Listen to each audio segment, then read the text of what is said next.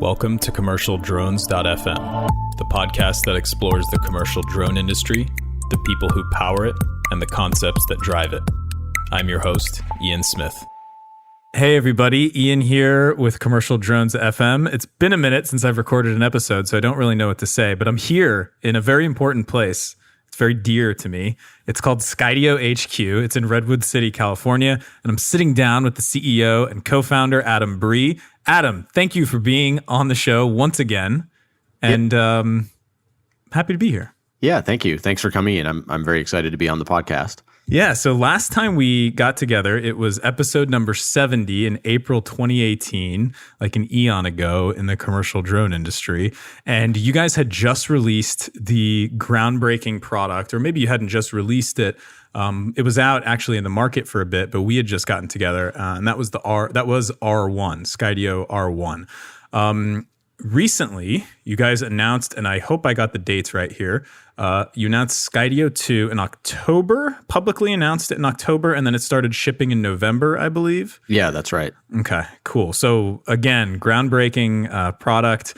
It's been out in the market now. I've got my hands on it. It's freaking incredible. But I want to catch everybody up. We're going to gush about your company a bit here. So, no need to be too modest. But what's the difference? I mean, it's really interesting being able to talk to you coming from this first product that had so much hype and all this autonomy that was very new. And now you have this second product that you guys have released. So so many lessons learned, I'm sure, but how has Skydio as a company changed in this evolutionary process? So I think that the kind of the loose analogy, which isn't perfect in every way, but I think hits some key features, is the R1 was something like the Tesla Roadster of autonomous drones. It was a first generation product. It proved what was possible. We started designing it when we were 3 people in a basement, and there was a lot of stuff we didn't know, but we had a vision for what computer vision based autonomy could bring to the drone market. We learned a huge amount through the development process of the product. And we were incredibly excited to bring it to market. And I think those first products are really a roller coaster adventure in every way. It's from an engineering standpoint, from a go-to-market standpoint, from an operational standpoint, and it was a huge success for us. We got it out in people's hands. We learned a huge amount from what people were doing with it. We learned a huge amount from people what people wanted to do with it. A lot of people saw the autonomy system and said, I could apply this to this problem that I have. And we engaged and spoke with a lot of those folks. So it was really a key thing for us as a company. I think first generation products are when they work well. And all of that has been distilled into what we're doing now with Skydio 2. So it's in a lot of ways, it's just a very simple story. It's more mature in every way. The hardware is better. The software is this is kind of invisible to the end user, but the software is second generation in every respect. And a lot of the core systems have been completely redesigned based on everything we learned along the way. And I think one of the big things when we launched R1, we had a lot of interest from all kinds of interesting, cool commercial applications, and engaging with those customers and looking at the problems they were trying to solve had a big impact on the design of Skydio 2, both from a hardware and from a software standpoint. And that's one of the things that I think we're most excited about. Is we're now at a point in Skydio 2 where the features and specs and capabilities of things, in addition to autonomy, support a lot of different kinds of use cases. So there's a lot of flexibility and power there, which we're seeing already. We have customers across a huge range of use cases, and there's more exciting stuff to come there, largely just through software. You mentioned that the software is kind of invisible. And so in using it myself and also using R1, I remember the first time I was here and you gave me the demo and I was just trying to run away from the drone and it just followed me around a corner and it was the coolest thing ever. It's still on my Instagram, that video from it. But Skydio 2, it's the same thing. I mean, when I'm using it, it is really nice how I don't need a controller. I have the controller, but I don't need it. I don't want it. I don't want to even use it. It's just great. I just press take off and then I tap on something or I do, access one of the skills on the drone. And so One of the interesting, I want to talk about the hardware differences, or we don't have to necessarily keep comparing it to R1 actually, but I just want to talk about the hardware on the drone itself. It is significantly different than R1. And I remember learning last time about R1, one of the reasons I asked, why are there the ducted kind of like the kind of, they're not prop guards. It was just part of the fuselage of the drone, but it was all the way around. So there were no exposed props. On R2, there are exposed props, Skydio 2, there are exposed props. But one of the very interesting design choices that I want to ask you, because I've always been curious, is the motors are mounted differently, oppositely. The front motors are upside down. Front motors are upside down. What's the deal with that? Yeah, so just to, philosophically for us, we're all about trustworthy autonomy, and we want to build systems that are capable of flying themselves and that users develop trust in that capability such that it's actually useful to them. And I think that applies in commercial use cases. It applies in consumer use cases. It applies basically everywhere. And it's a very new kind of idea. I think no other drone is really built with that from a first principle standpoint. And one of the implications of that, we think, is you want to have omnidirectional sensing. And the higher quality that omnidirectional sensing, the better you're going to be able to do. And so that's had a major impact and will continue to have a major impact on the hardware design of our vehicles.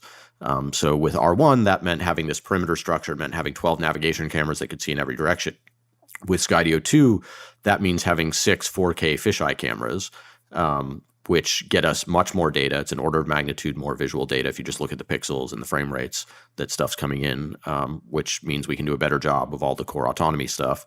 And it's also the thing that enables us, the fact that we're going from sort of conventional narrower field of view cameras to these fisheye cameras enables us to get rid of the perimeter structure and then pull the cameras in and put them on the arms. And so I'm answering your question here. So the reason why the front motors are upside down is because we have this triangle configuration. We want to have 3 cameras on top, 3 on bottom. So we get trinocular. 3 cameras can basically see every point in space.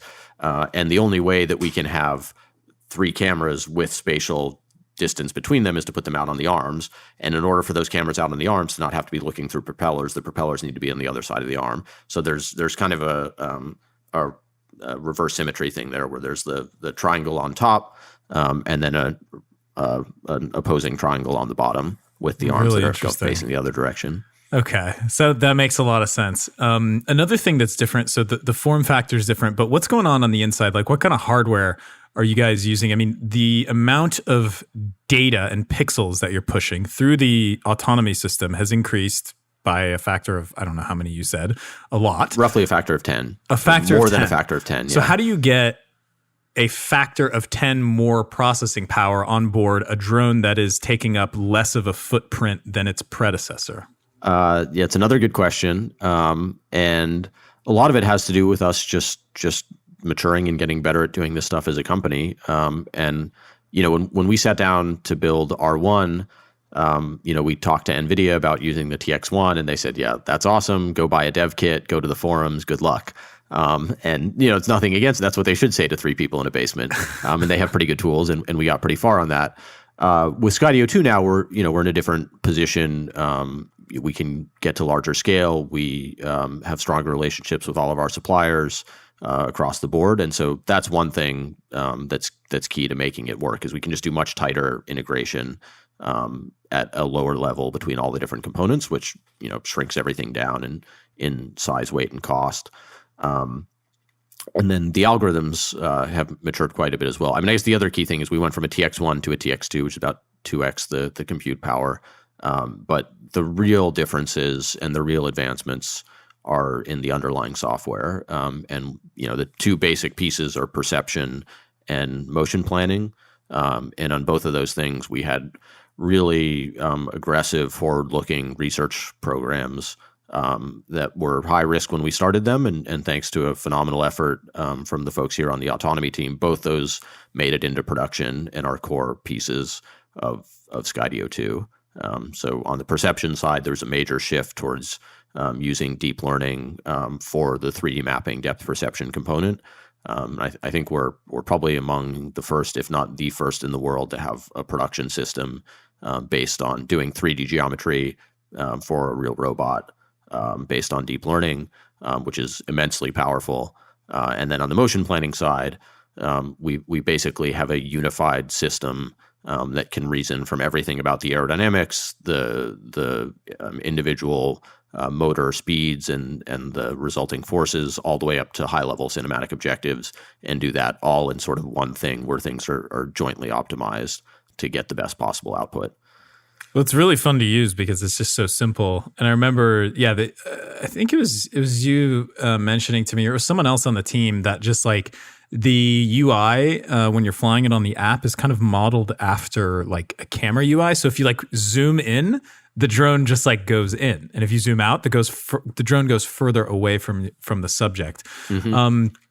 One of the other things with the hardware is I don't think it's a stretch to say that anyone who has flown or been near R1, it was a little loud, you know, and it must have just been like really satisfying for you and everyone here that like R2, or excuse me, I keep wanting to say that, Skydio 2. You're not the only one. Yeah, I'm sure it happens a lot. But yeah. Skydio 2 is significantly quieter and just like so much more pleasing to the ears. I mean, it to me, and I have to do comparisons here, to me it sounds even more, I don't know, pleasing than like a Mavic 2 Pro, if folks are familiar with how that sounds. It's very similar. So like, how did you guys was it just a function of just the way you designed it and like the prop design and just maybe even speed of the motors and the size of the props? Like what went into that and being able to, you know, get such a much more quiet drone?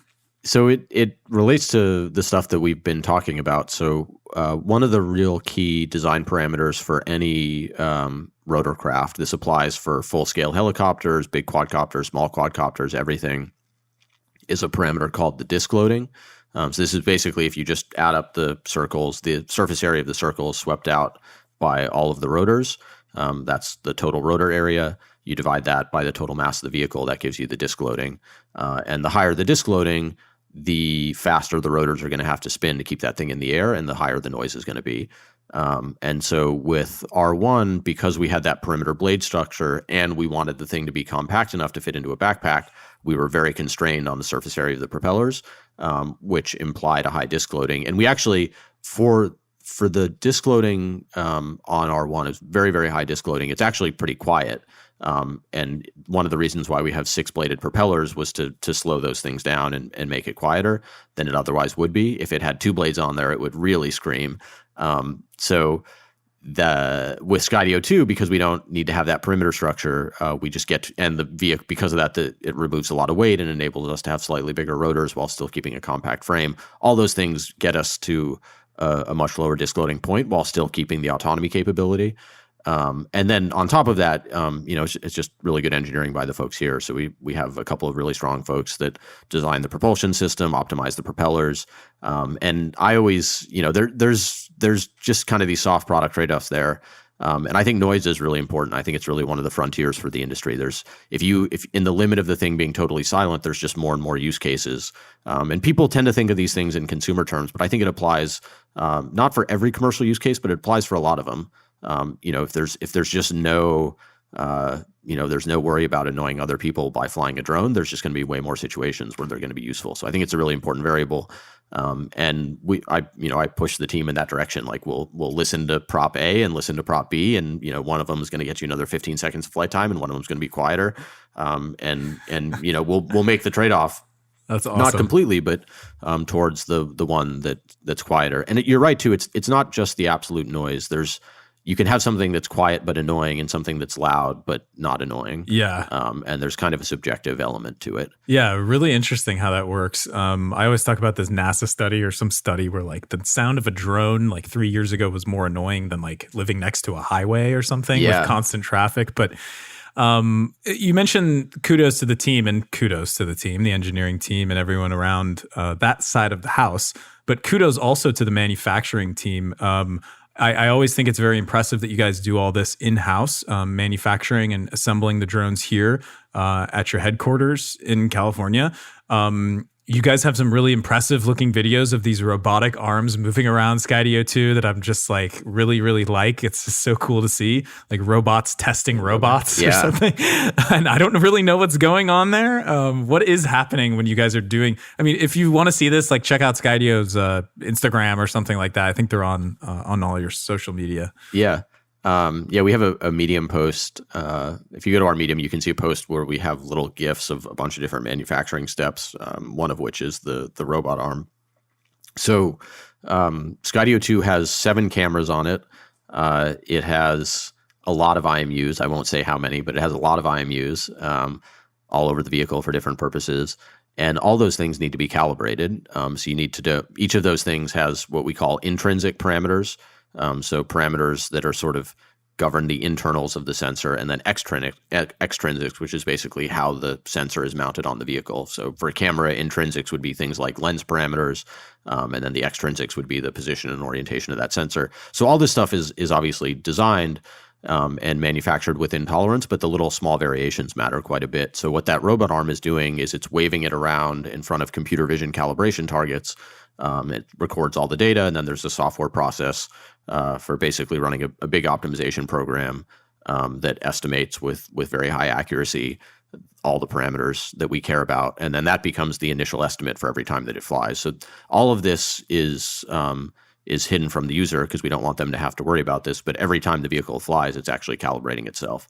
So even with that initial estimate, because of thermal variation, or maybe it gets a bump in a backpack or something, these things are constantly changing over time.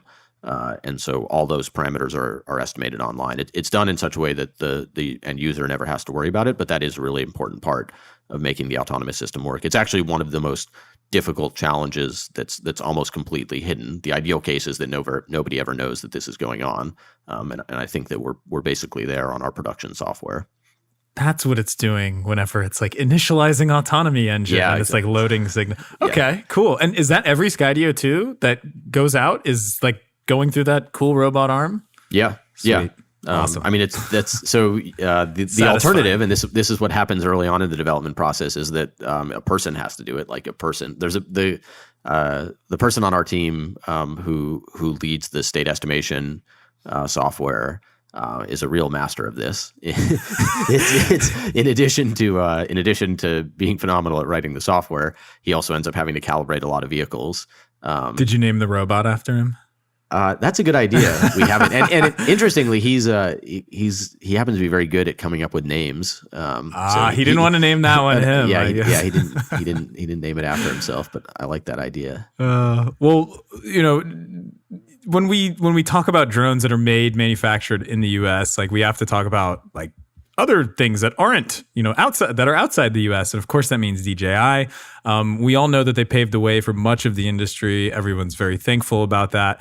Interestingly enough, the day that we're recording this, the DOI, U.S. Department of the Interior, released another statement saying that they will continue to keep Chinese-made drones grounded. And if folks don't know, the DOI is one of the largest owners of fleets and operators of fleets of drones in the world. They have something like hundreds. And at one point they had a bunch of 3DR Solos, which is interesting. They don't anymore, I guess. So they have all those drones grounded. How do you think this like kind of like China versus US thing like affects Skydio from like a large macro perspective? I mean, just general thoughts. As you guys have, released your second product, everyone compares it to the Mavic 2 or whatever else it is. I mean, what do you think about that?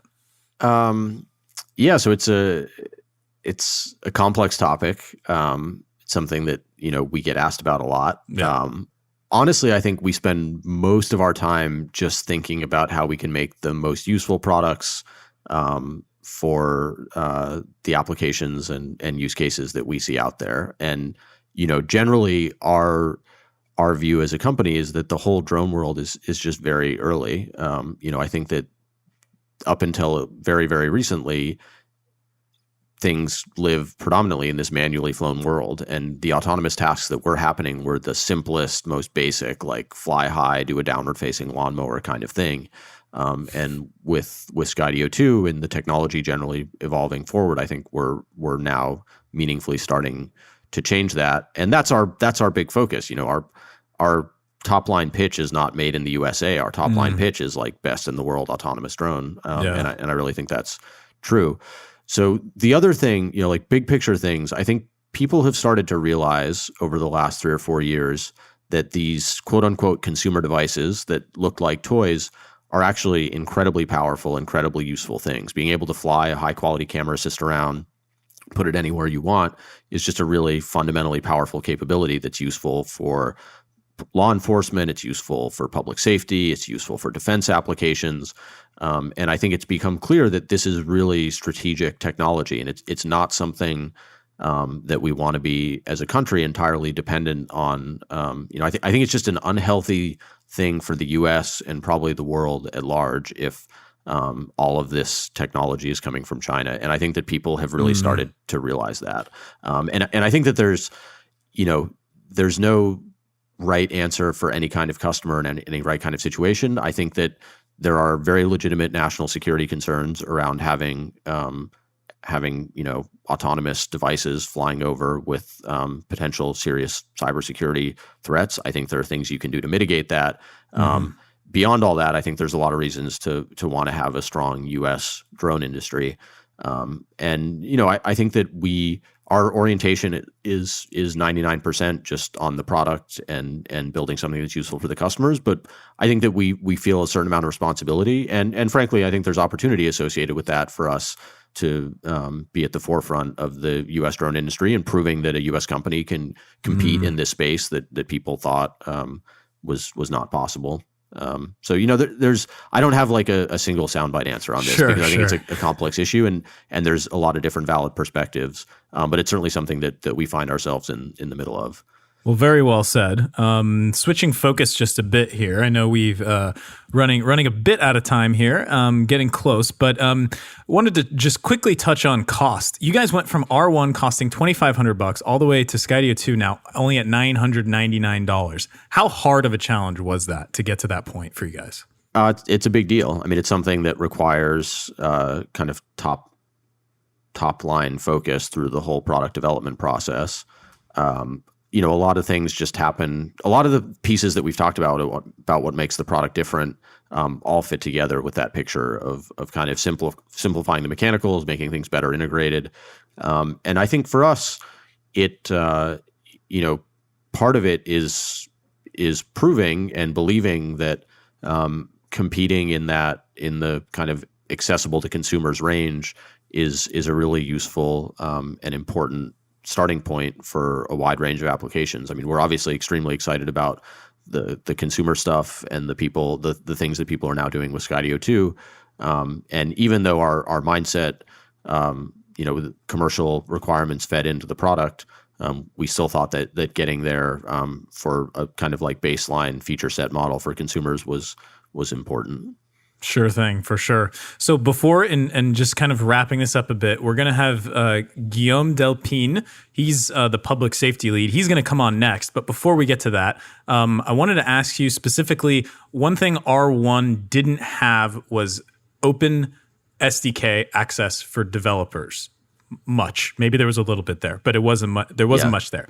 Some people will know, this is like, I'm totally like gonna promote myself now. Some people may know that I co-founded a company called Ware, and we deploy self-flying drones inside of warehouses to automate their inventory tracking processes. Mm-hmm. We have chosen whom we believe to be the most capable partner and our most important partner for that task. That happens to be Skydio. So thank you for your partnership on that. But I just want to ask you, just in general, and you don't have to like focus this on us and how amazing what we're doing at Ware is, but just in general, like how excited are you guys about commercial applications? Like you guys announced a press release or a partnership with Drone Deploy. We haven't really gone on the record, with Ware and Skydio too much.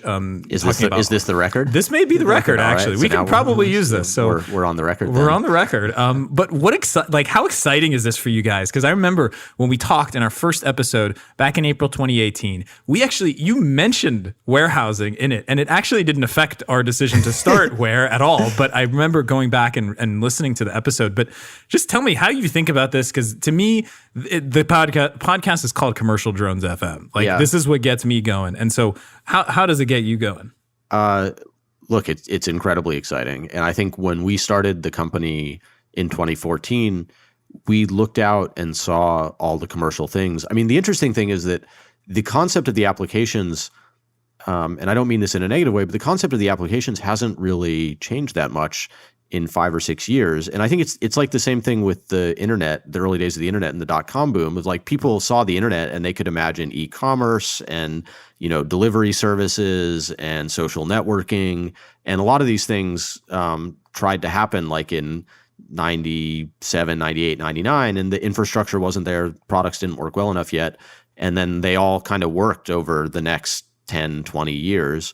And I think it's in a lot of ways similar with drones. Like people got excited in 2012, 2013 about all these public safety use cases and how drones were going to revolutionize all these inspection things. And they weren't wrong about any of it. But if you go back and look at the business models and the concepts that people had 6, 7 years ago, at their core, in order for those things to really work the way they were imagined, I think that there were some missing ingredients. Autonomy was a big one. Regulation was a big one. And then I think just sort of like awareness at these potentially big enterprise customers. And the really exciting thing for us is that none of these things happen overnight. It'd be actually interesting to talk about where we thought we were in 2018 when we last had this conversation, but it's really moving now. And we see it with Skydio too. We have a ton of different commercial customers buying and using Skydio 2 as is without specialized software. And then the potential with specialized software is just enormous because you can automate all the things that people want to do, make it super safe, repeatable, efficient. So we're super, super excited about it. And this is an area that you're going to see us investing. It's not a stretch to say this is going to be our major focus for the next 12 months at least, is realizing the opportunities that are out there for professional use with our products as they exist now, and then with other kind of features and functionality around it. So the second piece of this is the SDK and how the platform fits in. So the stuff that we're most excited about are the applications that don't exist because they require a fully autonomous drone to work. And so there's a little bit of this chicken and egg thing there. And so the approach that we've decided to take is not to like do a massive open public SDK, but to pick applications where we really, we have conviction that there's real value here, and then finding the right partner that we think has the capability to deliver and realize that. And that's what is exciting to us about Ware. And frankly, there aren't very many of these things. Like we're keeping it very small because we're focused much more on quality over quantity right now. And the indoor stuff I think is incredibly compelling. It's clear that there's a lot of value there. I think it's a use case that from a sort of platform standpoint, we're in a really good position to solve. And we're incredibly excited about what you guys are doing and getting to be a small piece of it. So yeah, I mean, I think it's awesome. And I think the next 5 years in this are going to be a lot of fun. Super exciting. I mean, we love working with you guys at this stage. We are running out of time, so I would love to gush more and just talk more about Ware. If you want to learn more about Ware, go to getware.com, Ware. Adam, so tell us though, before you go, what's next for Skydio as a company? You guys, you mentioned that you're going to be focusing more on commercial aspects, but like, where do you go from here? I mean, and I'm not talking about just like this big, philosophical, where do you go? But like literally, like you guys have these products that are just being shipped at a scale that's frankly, I think new to you guys as a company compared to R1. And like, there must be just like so much stuff to do. So where do you focus your energy at this point? There is a lot of stuff to do. Well, I think, the thing that I'm always thinking about and putting most of my time and effort into is what's the next thing that we've got to do. And what makes this company work, what makes our products possible is a phenomenally strong team across the board. So we have incredible people right now working on scaling up Skydio 2 manufacturing and making everything about what we're currently doing work as well as it can be, keeping our customers happy, providing customer support, and that stuff is all going. So it's not to say that that's not important. The stuff that I'm trying to think and focus on is, what's 6 months out, 12 months out, 2 years out. So, I'm probably unsurprisingly not going to tip our hand too much there. Sure. Skydio 3 release date. No. But without saying too much, I think you will see on a pretty short time frame, you're going to see some really unique software capabilities for specific commercial applications on our existing product, and then that will advance and spread. And then from a hardware standpoint, there are reasons why you might want to be able to carry different kind of sensing payloads, want to be able to fly for longer, things like this. So stay tuned in that department. But yeah, I mean, there's the answer for what's come next, I think, ties into our belief that the industry is still super early, and that there's a lot of room for product in basically every direction to make these things work the way that they really should, to be as valuable and as useful as they can be. Totally agree, man. Speaking of your manufacturing, one of these days I need to go get a tour of your facility over there. But Adam Bree, CEO, co-founder of Skydio, thank you so much for being a 2-time guest on Commercial Drones FM. Always a pleasure to have you. We'll catch up soon. And next up is going to be Guillaume Delépine to dive a lot deeper into what you guys are up to with public safety. So thank you a bunch, Adam. Awesome. Yeah. Thank you, Ian. Thanks for having me on. And thanks for working with us at Ware. We're incredibly excited to get to be a part of what you guys are doing. Oh, we're flattered. So thank you so much. All righty, guys. Next up, Guillaume. And now, a quick word from our sponsors. Genius New York invests millions of dollars in drone and tech startups each year and is looking for its next $1 million team. The Business Accelerator, located in Syracuse, New York, provides your startup with resources, mentors, and industry-leading connections, plus a chance to compete for $1 million. So if you have a startup focused on unmanned systems, IoT, automation, or data analytics, don't miss this once-in-a-lifetime opportunity. Apply today at geniusny.com. What could your startup do with $1 million? Go to geniusny.com and apply today. Step into the growing season with this very special treat from MicaSense. For this month only, that's July 2019, buy a MicaSense Altum sensor and get a 6-month Agisoft Metashape license included for free, and enjoy high-quality thermal and multispectral imagery with advanced analytics. So the Altum sensor integrates a radiometric thermal camera with 5 high-resolution narrowbands, producing advanced thermal, multispectral, and high-resolution imagery in just one flight for advanced analytics in agriculture. So during July, get your MicaSense Altum sensor with a free 6-month license of Agisoft Metashape by using code AGI 2019 at micasense.com. Okay, back to the show. Hey everybody, we are back with the Commercial Drones FM. Now, instead of Adam Bree, we've got Guillaume Delépine, 3 syllables in that last name.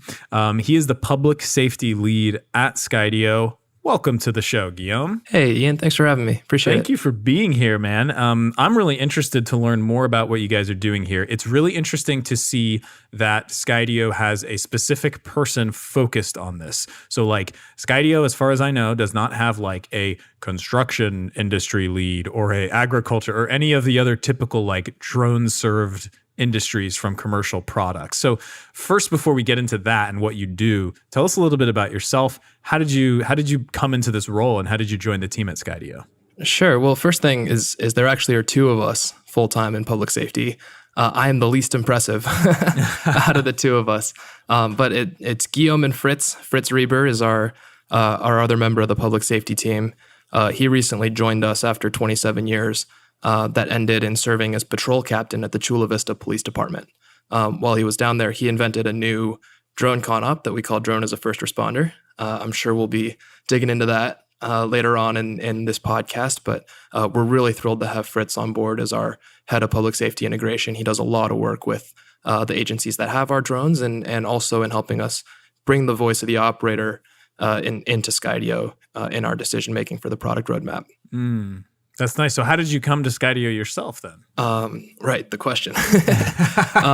So I came to Skydio as an intern last summer. I was in my first of 3 years in graduate school at Harvard. I was doing the joint degree program between the Harvard Kennedy School of Government and Harvard Business School.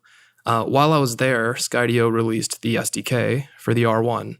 And when I saw that SDK, I had spent a lot of time thinking about active shooters. And I thought, well, there's got to be something we can do here with drones. And so I knew a little bit about ShotSpotter and other gunshot detection and echolocation technologies.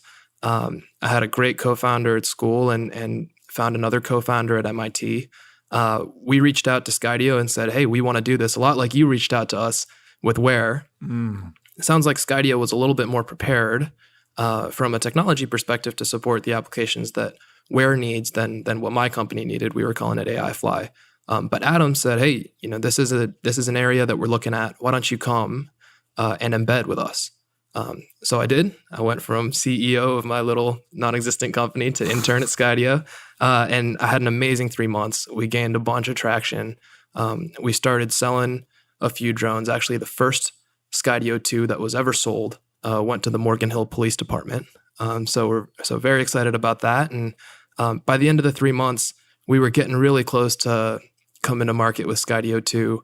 I just loved the team and couldn't stop thinking about the work. So decided to stay. So now I'm on a permanent leave. Well, I'm on an extended leave from Harvard and just loving every minute of it. Nice. Very cool. So why public safety? I mean, can you explain here, what is it about? I mean, obviously I know public safe, literally keeping the public safe, but maybe I should rephrase the question. And it's more why drones for public safety? What is Skydio 2 or what are flying, drones, flying robots buzzing around? What does that enable? How does that help? And why focus on that? Sure. If you look at the public safety market, you've got 18,000 law enforcement agencies in the U.S. When you count all of your local police departments, your sheriff's departments, your university police departments, your federal agencies. 18,000? 18,000. Wow. There are somewhere between 200 and 300 helicopter programs. And any operator on the ground will tell you that they feel better when there's a helicopter in the sky generating decision quality data, communicating situational awareness to units below. And there's this magical kind of economics at play here with drones, where you can go from helicopters that cost you $4 million to put up a helicopter program, and then another $1,000 an hour that you fly it once you account for all the maintenance and fuel and staffing. And you can replace that for a drone that pays for itself the first time you replace a helicopter flight. And so bringing that aerial data and that safety and that calmer, more under control policing that's focused on de-escalation is just incredible for our communities, for everyone who pays taxes and expects to be kept safe in return. That's really cool. So it wouldn't be far-fetched then to imagine a scenario as a citizen somewhere, I mean, at least starting in the US and then expanding globally, because this is not something that, would just stay around the US, that you could have a drone kind of helping you out in the air with the police department, or they're busting it out from maybe the trunk of their squad vehicle or something. What about so when you say public safety, what does this cover? This covers the police departments, which is what you talked about first, but what else does that include? Yeah, it also has a lot of applications for fire, a lot of applications for federal agencies, a lot of applications for any group that does search and rescue. Of the hundreds, if not thousands, of volunteer search and rescue groups that are out there in communities across the country, especially in mountainous areas or part of the Civil Air Patrol. Anybody who wants a force multiplier so that a few humans can cover a large area with confidence should be thinking about drones. I'm imagining now. So I know if you've seen any videos or you've ever operated a Skydio 2, you know that whenever the drone's camera is on, if there's humans in the camera view of the drone, you get this little plus sign looking thing. You can tap on it and then the drone locks onto that specific target. Imagining maybe something similar. You're talking about mountainous areas like drones flying. If you could use that same technology to start detecting, I don't know, people who are hurt or something like that? Is that kind of along the lines of how you're imagining the development of like, custom skills developed for Skydio 2 for public safety and things? There's absolutely a future there. I think where we are with Skydio 2 is just at 1% of the path to that kind of beautiful future where you can show up in a field, someone's there, you put up 5 Skydio 2s and they go search the field for a person wearing that color shirt. So swarming, finally. We've been talking about swarms of drones for ages, and the only real swarm application that's popped up are basically firework drones or light shows. So this is really interesting. And swarm and Skydio 2 is definitely the platform I would trust to do swarms. That's for damn sure. Okay. So I did see a really interesting, if you can't tell already, I follow Skydio very diligently on like social media. So I did see someone posted a video. I believe they're currently or ex-retired public safety person, like a police officer or a firefighter, and they were doing like some flying around of the drone, very low level and maybe like confined areas that you guys shared. And so like I can imagine just so many, like even like maybe like a SWAT team, like using it to like clear a building or something, like because we fly at Ware, the Skydio 2 flies fantastically indoors. I mean, it doesn't need any GPS and it can avoid obstacles. You can just press forward on the controller or on the app and it just goes forward and finds its way. So like what other use cases? I mean, do you have anything very specific that excites you? Like, what you think like the killer app in terms of public safety is right now for Skydio 2? Sure. I don't know if we found it yet. To be honest, there are a few technological limitations with Skydio 2 that we try to be really upfront about with the industry. Right? This drone was designed from the ground up for autonomy. It was not designed specifically for building entry or for search and rescue or for fire. Right? And so if you look at a lot of the con ops that firefighters go through, right? It's you're using a thermal camera to identify a hot spot in a building so you can cut a hole in the roof and vent it up. Or you're looking for a warm body in a cold field, right? We can't do that yet with Skydio 2, and it's coming. SWAT, fantastic users of drones. The challenge that they're facing compared to when you fly in an open warehouse is when you go into a house that you're serving a warrant to, you don't know what's in there. You've got broken doors, you've got small spaces you've got to get through. One of the limitations we have right now that is something we can fix in software, and that we'll rely on the strength of that autonomy team that Adam was telling you about, is being able to shrink down those obstacle margins. For our consumers, we put a nice big protective bubble because these drones know how expensive they are to the average person, and their priority is not crashing. Once you're using a municipal budget, you can take more risks to get more reward out of those drones and be able to go enter a building through a window that's been broken out or through a door. When that happens, there's going to be a whole world of benefits that come from the Skydio 2 being much more stable under a roof or being able to avoid obstacles in confined spaces. And I'm looking forward to that coming. Wow, that's awesome. I'm just imagining, and you in my personal experience using the platform, I think it's like the normal safety bubble. What do you guys call it officially? Is the it obstacle margin? Obstacle margin. So the obstacle margin is like 3 feet or something standard. Like, so the drone will do its absolute best to stay a minimum of 3 feet away from any obstacles that it could crash into. And I mean, when you're talking about that, of course, like why would a public safety, like $1,000 drone or someone's life, maybe, potentially. Right. Like, so it's like a no-brainer. When you're talking about value at that scale, I mean, these things are darn near disposable. Yeah. And when Adam talks about all of the value that we're going to get from sending drones into industries where we can reduce costs for things like warehouse inventory down to pennies on the dollar, that outsized value is going to be so much bigger than the cost of the hardware. And no one's going to care if your drone is $1,000 or $2,500 or even up to $5,000, which is where kind of the Mavic 2 Enterprise lives today. That's going to be such a small consideration when people start realizing true value out of these drones. It's one of the ways we'll know we've made it. That's amazing. And so your team then, you and Fritz, I think you said Fritz. Okay, great. I got it right. So Fritz, I will meet you one day, I hope. So what's next for you guys? Like, what is your charter right now? And if someone's interested as well in someone in public safety, or knows someone in public safety, what can they do to kind of get in touch with you guys or start working together with you? And how does that work? Sure.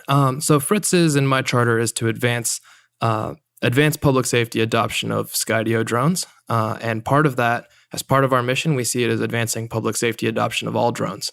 About 1,000 out of the 18,000 agencies I mentioned are using drones today. So there's a lot of space out there. And we would never tell you that Skydio 2 is the only drone that a public safety agency needs. But we will tell you that it fits nicely in the quiver of drones. So when folks are looking for a drone to keep in the trunk of a patrol car, or to put one drone on every fire engine so that on a high frequency of calls, you can deploy your drones with confidence and skill through a pilot who hasn't had a bunch of expensive and time-consuming training, the Skydio 2 is absolutely the drone for those agencies. And so for anyone who's looking to have a distributed deployment model where you've got drones out in the field performing actions, the best way to reach out is via email to my email. It's just guillaume@skydio.com. Okay. Simple as it sounds. As easy as it sounds. We'll see how everyone does with that. But I'll give you a little hint. It's GUILLAUME. There you go. At Skydio.com. At Skydio.com. Awesome. Reach out. I'll get back to you, or Fritz will get back to you, and we'll make sure to answer any questions you have and hopefully get your agency squared away with whatever drone makes sense. Hopefully for us, it's a Skydio 2, but there certainly are other good answers out there, and we'll help steer you towards them. For sure. And I got to just give a shout out to Mr. Romeo Dersher. He's been doing lots of good work just in general with drones and integrating them into public safety organizations. Previous podcast guest, I may add. The longest commercial drones FM episode ever, because he's got lots of good stories. But that guy's my hero. Dude, Romeo's awesome. Anyone who knows him totally agrees. I mean, he does really good stuff, and it's really cool to see another entrant. And I know he believes the same way, even though he's mostly focused on DJI. It's great just as a whole, and it's just bigger than just one company, anyways. So it's really awesome to see. I remember seeing the first time that I saw police officers using drones, and that was a couple of years ago, and it was definitely a DJI platform. But now that Skydio 2's out, I really think it's just a matter of time to see those kind of flying around and helping the general public out with safety. Yeah, I'll tell you a story. Yeah. Adam and I went down to one of the agencies that's flying Skydio 2s. They also fly the Matrice 210. Okay. And on our ride along, we had a call where we put up the Skydio 2 along with the officer who was responding to the call, who we were riding along with, puts up the Skydio 2 and gets down into the backyard where a suspect had jumped over a fence and was kind of being looked for. So there's a perimeter set up. We're looking for the suspect. The drone does amazingly. Skydio 2 goes down between a bunch of power lines and helps look under a tarp and does a soft clear of the backyard so that the rest of the responding officers can go in and do a hard clear of the backyard kind of physically. Now, while Skydio 2 is down there doing going into places where you don't want to send a first responder because somebody could easily jump out from around a corner, much better that they jump out at the drone than at a firefighter or a police officer. As that's happening, there's a DJI Matrice 210 with that amazing Z30 sensor looking down for overwatch and checking the perimeter. And so when we say that there's a layered approach and that these public safety agencies can benefit from having a quiver of drones, that's what we mean, right? DJI and Skydio working together to make a whole mission more effective and safer for everybody, from the victims to the law enforcement officers to even the suspect. That's amazing. I will go on the record. That's the first time I've ever heard just a beautiful kind of working relationship in terms of the end user's operational deployment between a DJI drone and something else that's not a DJI drone. Never heard of if I go back to 3DR Solo or an Autel Robotics and a DJI. You usually don't mix two drone manufacturers' drones in a specific mission. But this is the first time I've heard of that, and it makes complete sense just given the way that Skydio looks at how they build the drones and what they're for, and then just the way that just DJIs have been kind of like been out in the public's hands. So that's really cool. That's a great story. And part of it is we're not playing a feature race game with DJI, right? A lot of the other drones in the market, kind of rightly, a lot of people look at them and they say, well, these are all the same. Mm-hmm. And for 6 months, somebody has a slightly better camera or longer battery life, then they get caught up to. We're playing a different game. We play that intelligence game. There's really not another company that has similar levels of autonomy and obstacle avoidance and that confident ease of flight as you felt. And the result is that we can be good complements to a lot of other drones in public safety quivers, as opposed to having to go compete head on and force people to make a choice. Totally. Well, that's really exciting. Thank you for coming on the show, Guillaume. Oh, thanks for having me. Yeah, my pleasure. It's really cool just to learn more about what Skydio is up to with public safety. Again, if you want to reach out, if you're part of that side of the world or know anyone who is, that's Guillaume at Skydio.com. So hopefully RIP your inbox. Hopefully not too much. It's all right. I'll make some new friends. Yeah, it's all for a good cause. So again, thank you, Guillaume, for joining. Thank you. And that is the end of the episode, folks. You've got a lot of information here on Skydio 2, Skydio's latest drone release, and looking very promising. I know everyone in the industry is very excited for what you guys are doing. So we're all watching closely and wishing you the best of luck, and we'll be out there using your products. So with that, we're going to go ahead and sign off. Thanks everyone for listening. Cheers.